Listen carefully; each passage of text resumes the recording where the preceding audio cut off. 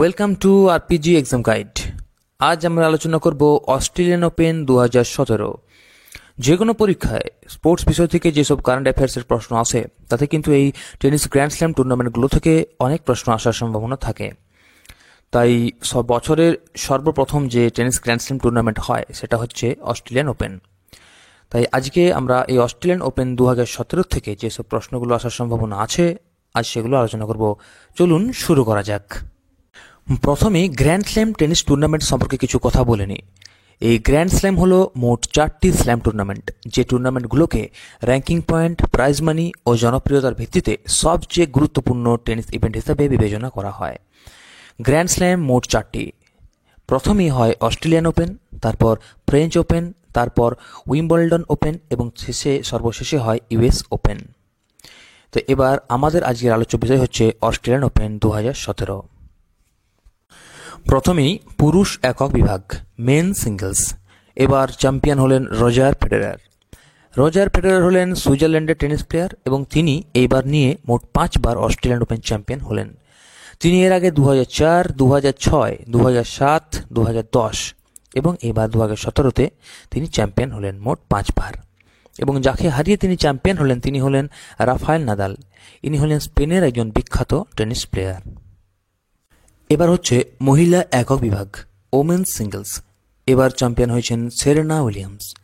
Serena Williams হলেন একজন American tennis player. তিনি মহিলা একক বিভাগে এর আগে মোট 7 বার অস্ট্রেলিয়ান ওপেন চ্যাম্পিয়ন্স হয়েছেন। তিনি 2003, 2005, 2007, 2009, 2010, 2015 এবং এবার 2017 মোট 7 বার অস্ট্রেলিয়ান ওপেন চ্যাম্পিয়ন হয়েছেন। এইবার তিনি তার নিজের দিদি ভেনাস উইলিয়ামসকে হারিয়ে চ্যাম্পিয়ন হলেন। এবার হচ্ছে পুরুষ ডাবলস, মানে একই দলে দুজন পুরুষ খেলোয়াড় থাকেন, মেন্স ডাবলস।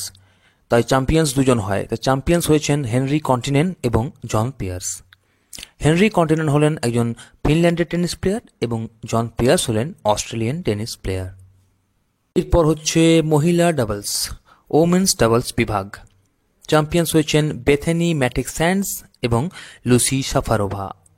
বেথেনি ম্যাটিক-স্যান্ডস ইনি হলেন আমেরিকান টেনিস প্লেয়ার এবং লুসি শাফারোভা ইনি হলেন চেক রিপাবলিকের একজন টেনিস প্লেয়ার। এরপর হচ্ছে মিক্সড ডাবলস। মিক্সড ডাবলস মানে হচ্ছে একই দলে একজন পুরুষ খেলোয়াড় এবং একজন মহিলা খেলোয়াড় থাকেন। এইবার চ্যাম্পিয়ন্স হয়েছেন আবিগেল স্পিয়ার্স এবং হুয়ান সেবাস্টিয়ান কাবাল। আবিগেল স্পিয়ার্স হলেন আমেরিকান টেনিস প্লেয়ার এবং হুয়ান সেবাস্টিয়ান কাবাল হলেন কলম্বিয়ার টেনিস প্লেয়ার। এগুলোই ছিল অস্ট্রেলিয়ান ওপেন 2017 থেকে সম্ভাব্য প্রশ্ন এবং অন্য গ্র্যান্ড স্ল্যামগুলি হবার সাথে সাথেই আমরাও সে বিষয়ে ভিডিও অবশ্যই আপলোড করব। অস্ট্রেলিয়ান ওপেন এবং গ্র্যান্ড স্ল্যাম সম্পর্কে যদি আরও কোনো অন্য প্রশ্ন থাকে আপনারা অবশ্যই কমেন্টে জানান, আমরা তার উত্তর দেওয়ার চেষ্টা করব। এবং সমস্ত ভিডিও দেখার জন্য অবশ্যই আমাদের চ্যানেলকে সাবস্ক্রাইব করুন। আমাদের Facebook page RPG exam guide, ফেসবুকে গিয়ে আরপিজি এক্সাম গাইড সার্চ করলে আমাদের পেজ দেখতে পাবেন। আমাদের পেজটিকে লাইক করতে পারেন এই চ্যানেলের সমস্ত আপডেট সেখানে শীঘ্রই পাওয়ার জন্য। তো এই ভিডিও দেখার জন্য অনেক অনেক ধন্যবাদ। Good bye and best of luck.